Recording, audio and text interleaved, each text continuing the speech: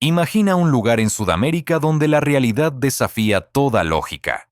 Un territorio que alberga las reservas petroleras más grandes del mundo, pero donde ganar $0,5 al mes es la norma. Donde repostar gasolina cuesta menos que el agua embotellada.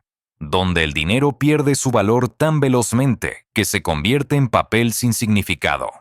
Este mismo territorio posee la cascada más elevada del planeta, paisajes que parecen de otro mundo y una belleza natural que ha cautivado a generaciones. Hablamos de Venezuela, un país de playas de ensueño, selvas impenetrables y ríos donde hasta el acto más simple puede volverse peligroso.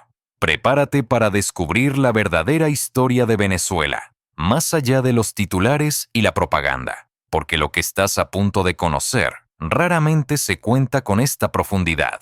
Comprender la Venezuela actual requiere entender primero cómo sobrevive su población día tras día.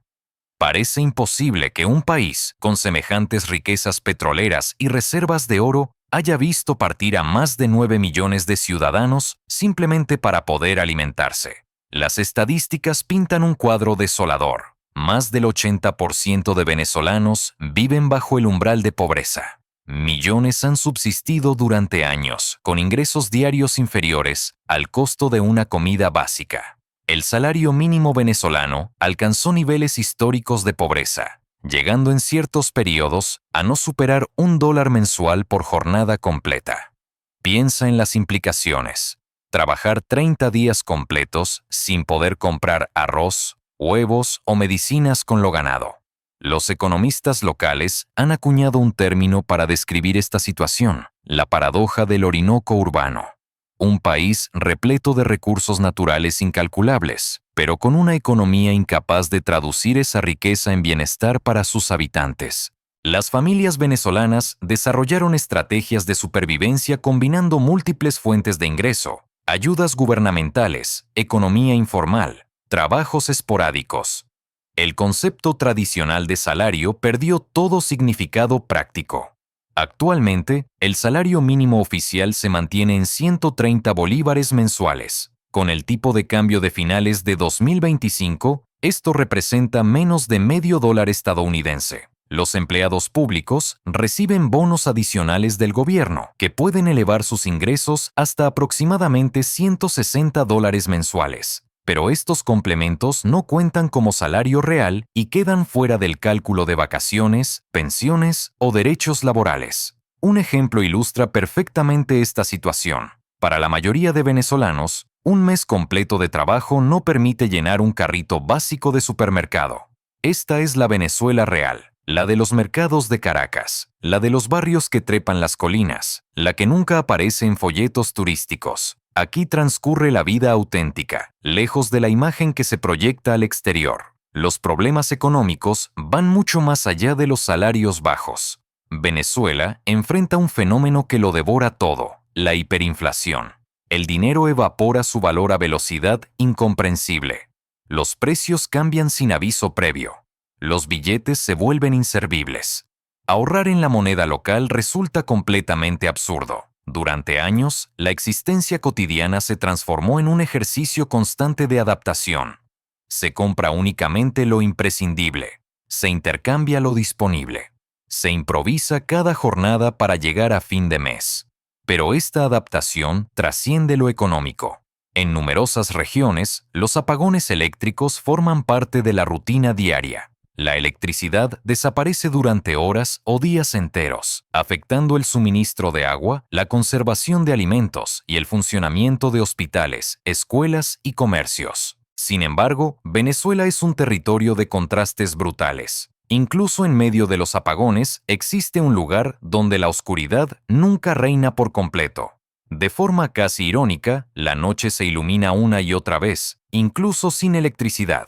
Esto sucede en el lago de Maracaibo, escenario de un fenómeno único en el planeta: el relámpago del Catatumbo.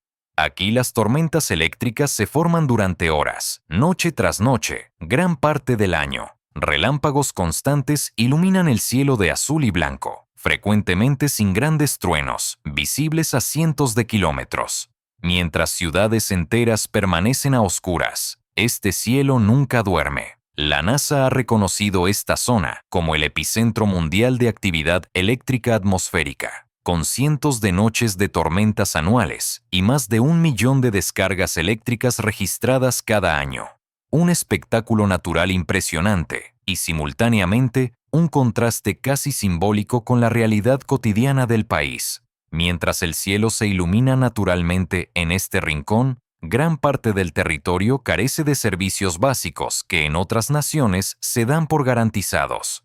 El acceso a Internet, por ejemplo, suele ser lento, inestable o inexistente durante periodos prolongados, limitando el estudio, el trabajo y una de las pocas vías que muchas personas encontraron para generar ingresos y mantenerse conectadas con el mundo.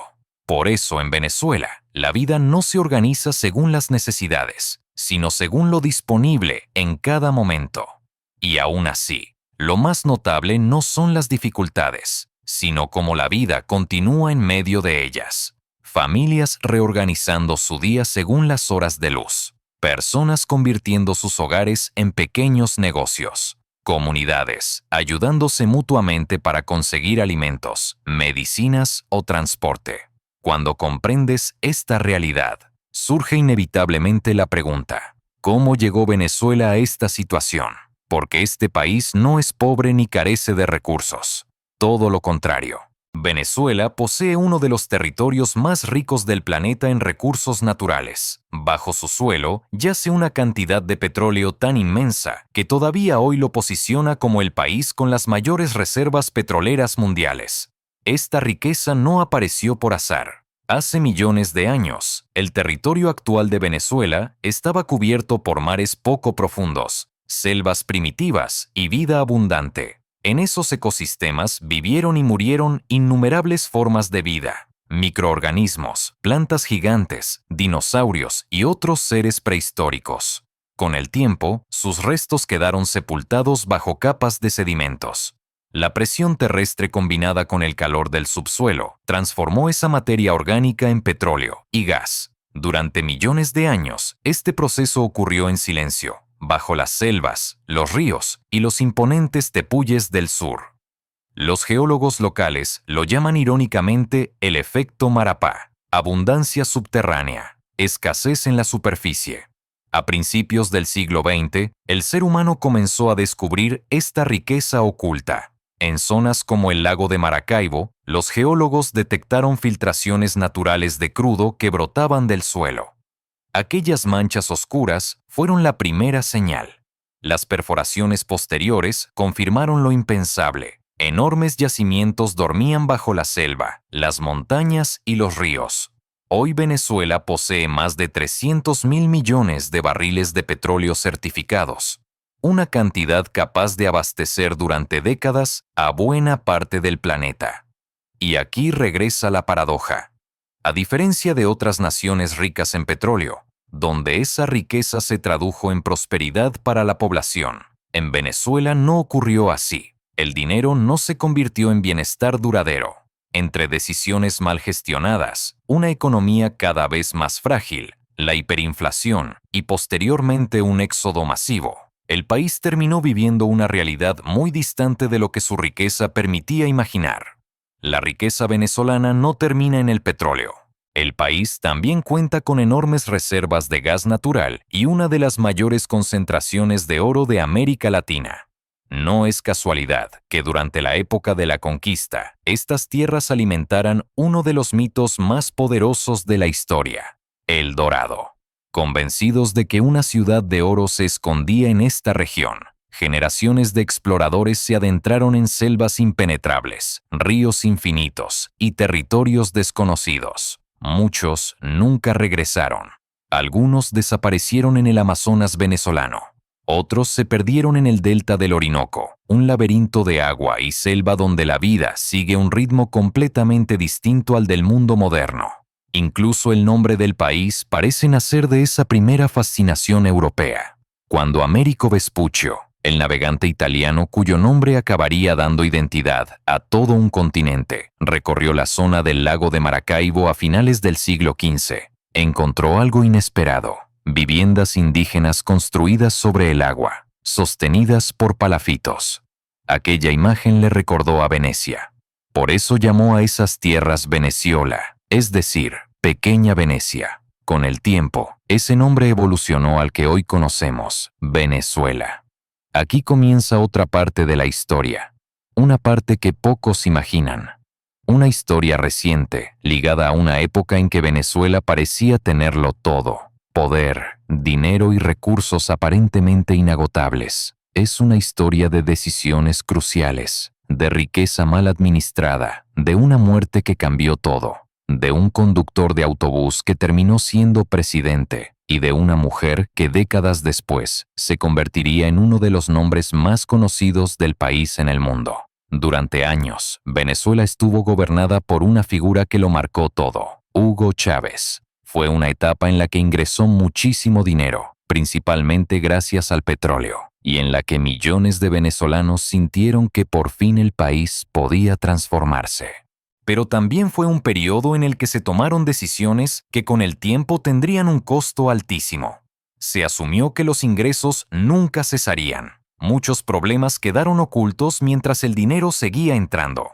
Cuando Hugo Chávez falleció a los 58 años, Venezuela no estaba preparada para lo siguiente. La sucesión fue tensa, confusa, llena de incertidumbre. En ese contexto, un hombre prácticamente desconocido para gran parte del mundo pasó de ser conductor de autobús y líder sindical a ocupar el cargo más poderoso del país. Su nombre: Nicolás Maduro. No venía de las élites ni de una larga carrera política tradicional. Antes de llegar a la presidencia, había trabajado en el metro de Caracas y se había formado políticamente desde la calle, desde la vida cotidiana. Inicialmente, muchos venezolanos lo vieron como alguien cercano, pero el contexto había cambiado radicalmente. Los ingresos habían caído. Los desequilibrios acumulados comenzaban a emerger. El modelo económico mostraba señales claras de agotamiento. Las decisiones tomadas en esos primeros años empujaron al país hacia una crisis profunda cuyas consecuencias aún hoy se sienten. Entre todas ellas, hubo una que cambió todo. Millones de venezolanos comenzaron a marcharse del país. Familias enteras, jóvenes, profesionales, personas mayores dejaron atrás su vida. Venezuela protagonizó uno de los mayores éxodos de la historia reciente de Occidente. Mientras tanto, en el otro extremo de esta historia comenzó a ganar protagonismo una figura muy distinta, una mujer conocida por su discurso directo y postura firme, que con el tiempo se convirtió en símbolo para muchos venezolanos dentro y fuera del país.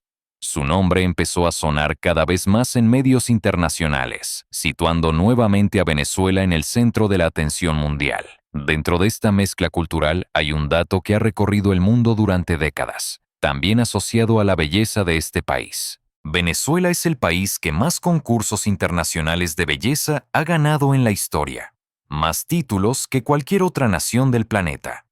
Para muchos, esta fama se explica por la mezcla de orígenes europeos, indígenas y africanos, y por una cultura donde la imagen y el cuidado personal siempre han tenido un papel importante.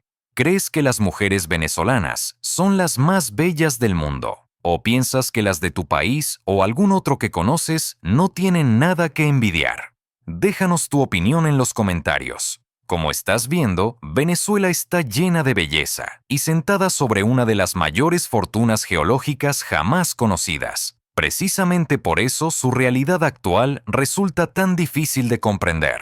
El problema no eran los recursos ni tampoco su belleza. El problema estaba en que cuando el dinero se mueve más rápido que los bienes, algo se rompe. Al principio casi no se nota, luego se siente, hasta que el dinero deja de cumplir su función básica, comprar cosas. A eso se le llama inflación. Cuando se descontrola por completo, hablamos de hiperinflación. En Venezuela, la hiperinflación comenzó a hacerse evidente cuando el Estado empezó a gastar mucho más dinero del que realmente ingresaba y decidió cubrir esa diferencia imprimiendo cada vez más billetes. Sobre el papel parecía una solución rápida. En la vida real fue el inicio de un desastre silencioso. Para entenderlo de forma sencilla, imagina esto. Si en un país hay 10 billetes y 10 productos, cada producto costaría un billete. Ahora imagina que los productos siguen siendo los mismos 10, pero de repente empiezan a circular 100 billetes porque el país imprime más dinero. Los productos no se multiplican. Lo único que sube es el precio. Ese mismo producto que antes costaba un billete, ahora cuesta 10. No porque sea mejor, sino porque hay mucho más dinero para las mismas cosas. Cuando ese proceso se repite una y otra vez, el dinero pierde valor. Cada billete vale menos, aunque tengas más en el bolsillo. Eso fue exactamente lo que ocurrió en Venezuela. Los precios cambiaban tan rápido que ahorrar dejó de tener sentido. Guardar billetes era inútil. Para ponerlo en perspectiva, hubo un tiempo en que un dólar equivalía a 4 bolívares. En el peor momento de la inflación, un solo dólar llegó a costar más de 1 millón de bolívares. El resultado fue devastador para la población. Para comprar algo tan básico como pan, muchas personas necesitaban bolsas o incluso maletas llenas de billetes. Un producto que un día costaba 10 bolívares podía costar miles al día siguiente y millones al mes siguiente. No porque hubiera cambiado, sino porque el dinero se deshacía de valor a velocidad brutal. La moneda nacional se desplomó frente al dólar. El problema ya no era el precio de las cosas, sino que el dinero había dejado de servir como referencia. Se vieron imágenes difíciles de olvidar. Personas cargando bolsas enteras de billetes para comprar alimentos básicos. Cuando una sociedad llega a ese punto, el dinero deja de ser una herramienta y pasa a convertirse en otro obstáculo para sobrevivir. La hiperinflación no afectó solo a los alimentos. Todo empezó a subir. Transporte, electricidad, servicios básicos. Los salarios, en cambio, se quedaron atrás. Trabajar un mes entero ya no garantizaba cubrir lo mínimo. Hoy, el tipo de cambio oficial ronda los 300 bolívares por dólar. El salario mínimo mensual se mantiene en 130 bolívares, equivalentes a menos de medio dólar mensual. Con ese ingreso, resulta imposible cubrir necesidades básicas sin otras fuentes de ingresos. Por eso, guardar bolívares dejó de tener sentido. Muchas personas comenzaron a ahorrar en dólares, euros, bienes duraderos o cualquier cosa que mantuviera algo de valor. El transporte también se volvió un desafío. Un pasaje que antes costaba poco pasó a requerir miles o millones, obligando a muchos a caminar largas distancias o compartir trayectos. Una de las imágenes más impactantes de esa etapa lo resume todo. Durante años, en Venezuela, llenar el tanque de gasolina podía costar menos que comprar una botella de agua. Un país con petróleo de sobra, pero con un dinero que ya no valía nada. Venezuela entró en esta etapa decisiva gradualmente. Los problemas no aparecieron de un día para otro. Venían gestándose desde años atrás, durante una época en que el país recibía enormes ingresos gracias al petróleo y parecía tener margen para todo. Bajo el liderazgo de Hugo Chávez, se implantó un modelo con fuerte control estatal, amplios programas sociales y una dependencia cada vez mayor del petróleo. Pero simultáneamente se fueron acumulando desequilibrios que dejaron al país muy expuesto a cualquier cambio. Tras la muerte de Chávez, la llegada al poder de Nicolás Maduro se produjo en un escenario mucho más frágil. Los ingresos comenzaron a caer. La presión interna y externa aumentó. Un modelo ya debilitado empezó a resquebrajarse con rapidez. Problemas que venían de atrás se aceleraron en muy poco tiempo. Fue durante este periodo cuando la inflación ya existente se descontroló por completo, especialmente a partir de mediados de la década de 2010. El valor del dinero comenzó a desplomarse a una velocidad nunca vista, empujando al país hacia una crisis profunda y prolongada. En ese contexto, empezó a ganar peso otra figura clave dentro del poder. Delcy Rodríguez, abogada de formación y con larga trayectoria gubernamental. Ocupó puestos estratégicos y fue una de las personas con mayor influencia en la gestión del país. Cuando el trabajo deja de ser suficiente para vivir, la pregunta ya no es cómo aguantar, sino cuánto tiempo más se puede resistir. Fue entonces cuando millones de personas tomaron la decisión más dura de todas: marcharse. Familias separadas, jóvenes que se fueron solos, padres que enviaron primero a sus hijos, Profesionales que dejaron atrás carreras enteras para empezar de cero en otro país. Así se consolidó uno de los mayores éxodos de la historia reciente de Occidente, un fenómeno que transformó Venezuela y a buena parte de América Latina. Al mismo tiempo, dentro y fuera del país, comenzaron a ganar visibilidad voces críticas y figuras que representaban una alternativa para muchos venezolanos.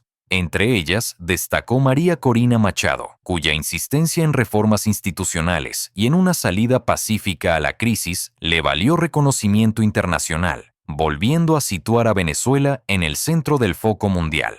A principios de 2026, tras eventos que cambiaron el panorama político, Delcy Rodríguez asumió la presidencia interina de Venezuela para garantizar la continuidad del Estado en medio de la crisis.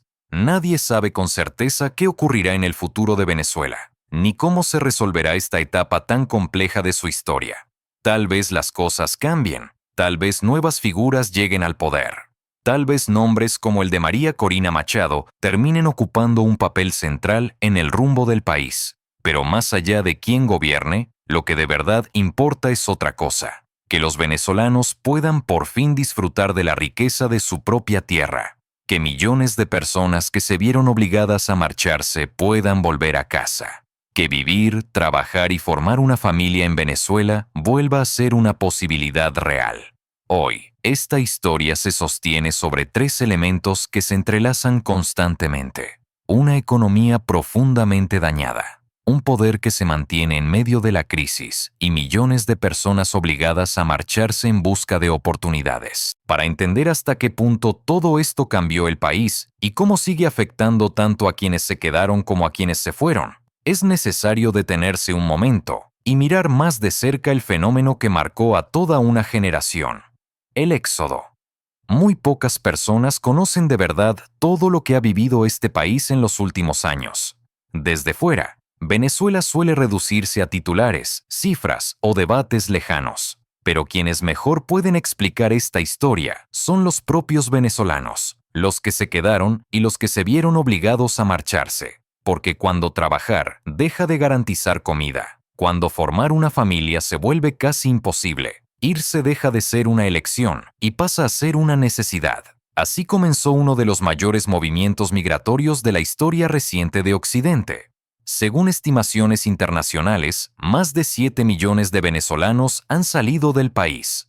Una cifra enorme para una nación en tiempos de paz, y probablemente mayor si se cuentan salidas no registradas. Pero este éxodo tuvo muchas caras. Se fueron jóvenes que ya no veían futuro, profesionales que tuvieron que empezar de cero, familias enteras buscando algo tan simple como vivir con dignidad, padres que enviaron primero a sus hijos, personas mayores que por primera vez tenían que dejar atrás su hogar y sufrir el dolor de despedirse, muchas veces por última vez, de su tierra, amigos y familiares. Las razones variaban, pero el empujón final solía ser el mismo. Para muchos fue la economía: salarios insuficientes, inflación constante y una vida cada vez más insostenible. Para otros se sumaron la inseguridad y la falta de oportunidades. Y en algunos casos apareció algo aún más duro: el miedo. Miedo a opinar, a discrepar, a no alinearse con el poder. Así nació también el exilio político. El resultado fue claro: un país entero, rico en recursos, empezó a vaciarse.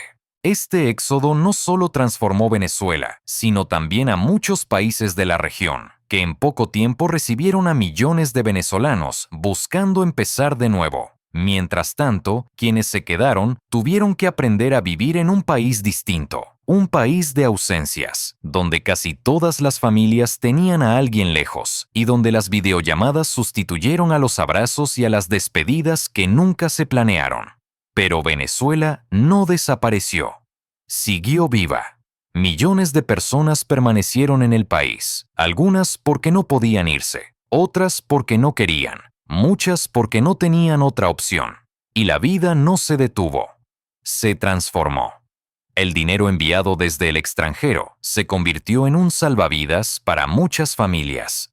Dólares, euros u otras monedas pasaron a ser la referencia real del día a día.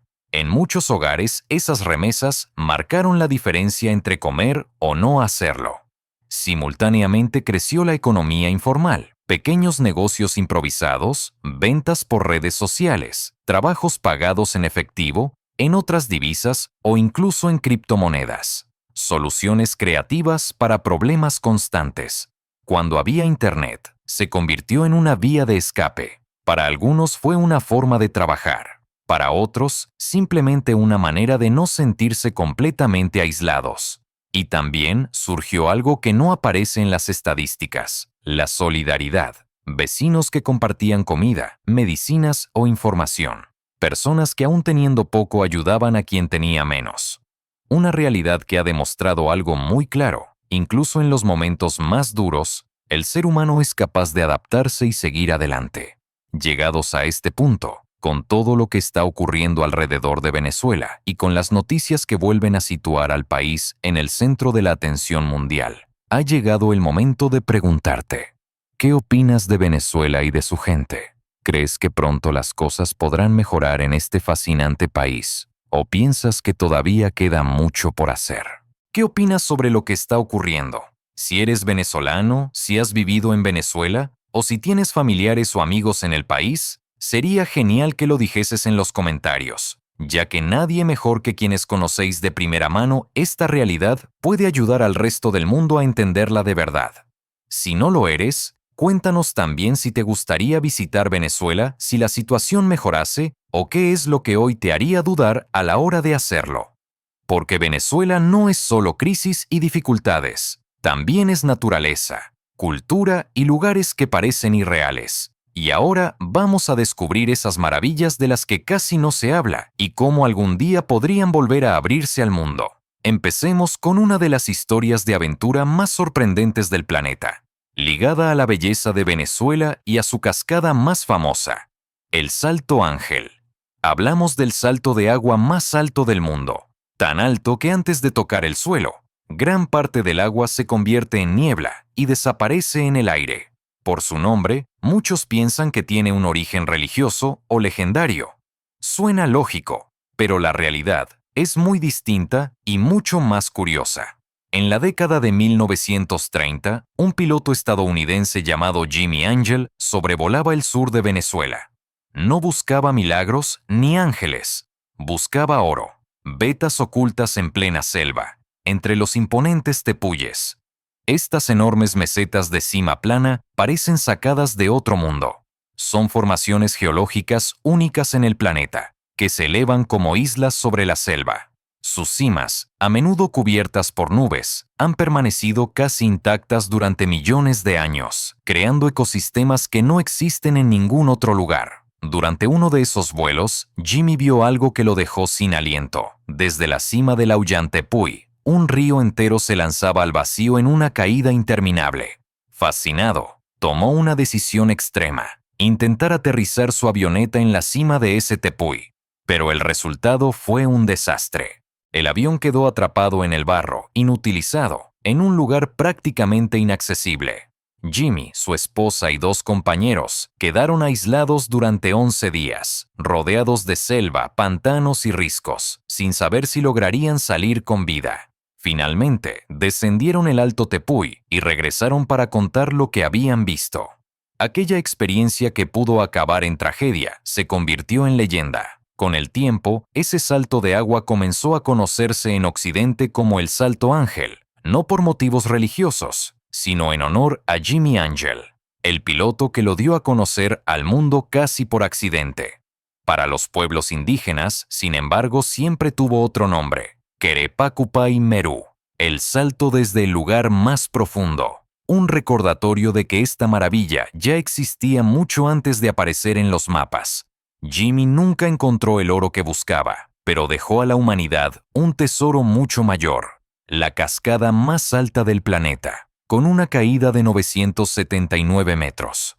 Llegar hasta el Salto Ángel sigue siendo difícil. Requiere días atravesando selvas y ríos. Pero quienes lo han visto coinciden en algo: el esfuerzo merece la pena.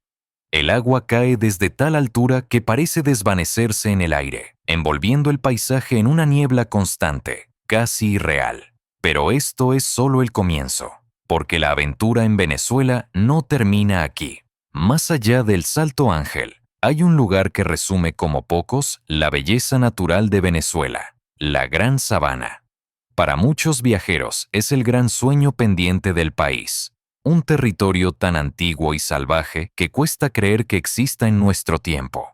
Aquí se alzan los famosos tepuyes, montañas gigantes de cima plana que parecen cortadas a cuchillo y que emergen de la selva como auténticas islas de piedra. Paisajes tan irreales que parecen sacados de una película de ciencia ficción. Entre todos ellos destaca el Monte Roraima, uno de los tepuyes más impresionantes del planeta. Su forma, su aislamiento y su misterio fueron tan impactantes que inspiraron al escritor Arthur Conan Doyle para crear El Mundo Perdido, una historia en la que imaginó mesetas sudamericanas donde aún podían existir criaturas prehistóricas. Y basta observar el Roraima desde el aire para entenderlo. Los tepuyes venezolanos parecen islas flotantes con cimas que sobresalen entre las nubes y paisajes que desafían cualquier lógica. No es solo un lugar bonito, es un lugar que te hace sentir pequeño.